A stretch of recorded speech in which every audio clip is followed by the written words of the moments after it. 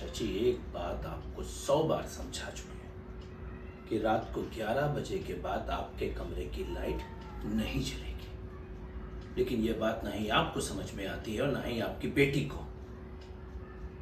अब जो ये इतना इलेक्ट्रिसिटी का बिल आ गया है, उसे भरने के लिए चाचा जी तो ऊपर से नीचे आएंगे नहीं। हमें ही भरना पड़ेगा। कमाई धमाई के बारे में तो आप 1 रुपए के बारे में नहीं सोचते, लेकिन खर्चा करने के मामले में आप दोनों मां बेटी सबसे आगे हो।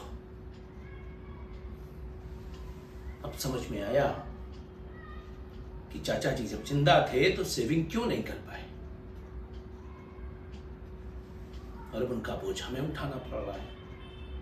अरे कम से कम जो लोग आपका बोझ उठा रहे हैं, खाने पीने का इंतजाम कर रहे हैं, सर पर छत का इंतजाम कर रहे हैं, उनके बारे में कुछ तो सोचिए। नहीं, आपको तो बस उन लोगों को सिर्फ परेशान करना है। और कुछ कहे तो बस दोनों मां बेटी मुंह में दही जमाए खड़ी हैं, कुछ नहीं बोलेंगी, एक शब्द मुंह से नहीं निकलेगा।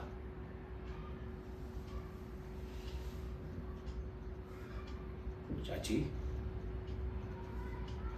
देखिए, हम आपको समझा रहे हैं, आना की तो कुछ दिनों में शादी हो जाएगी, वो तो चली जाएगी यहां से। अरे अपने बारे में सोचिए, क्या चाहती हैं? बुढ़ापे में हम आपको घर से बाहर निकाल दें? अच्छा लगेगा बुढ़ापे पे रोड पे भटकना? अरे नहीं करना चाहते हैं हम। इसलिए हाथ जोड़ के रिक्वेस्ट कर रहे हैं, हमारी बात मानना शुरू कर दीजिए बस।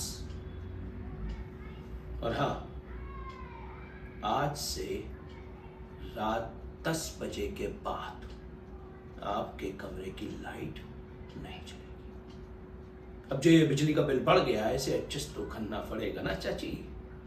और श्रेया, तुम रोज जाके इनके कमरे में चेक करोगी कि लाइट बंद हुई या नहीं, क्योंकि हमें तो इन दोनों पर भरोसा है नहीं। खड़े खड़े हमारा मुंह का ताड़ देंगे। जाइए अपने कमरा में।